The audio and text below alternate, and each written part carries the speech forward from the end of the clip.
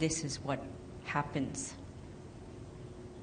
People like John Crawford get 25 years. Was the last time I spoke to my niece. Over the last 3 days, family members like Sheila Ledoux spoke in public and in private to what happened to their loved ones.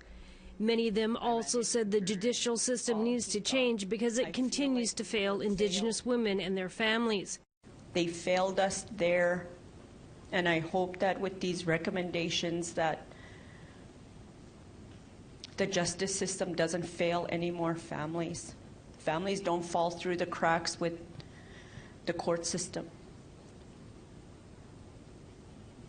That their loved ones are looked at and recognized. In total, about 80 people made it to Saskatoon to speak to the commission. Concerns were raised there would have been more family members if they had the means of getting to the inquiry to speak their truth. To invest everything at the expense of a system that is not taking our loved ones seriously. Danielle Ewan says some family members are still waiting to be reimbursed for travel. For the most part, come from the lowest social and economic group in the country.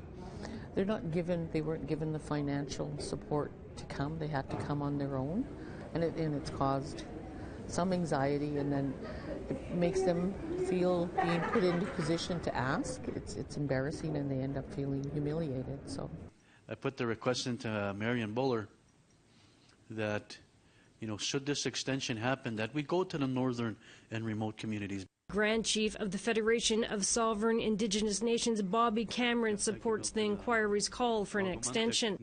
Because there's so many people that can't come here and share their stories because they don't have transportation, they don't have means to get here. I think you should come to Alexis Indian Reservation territory on the land, not in the Sheraton.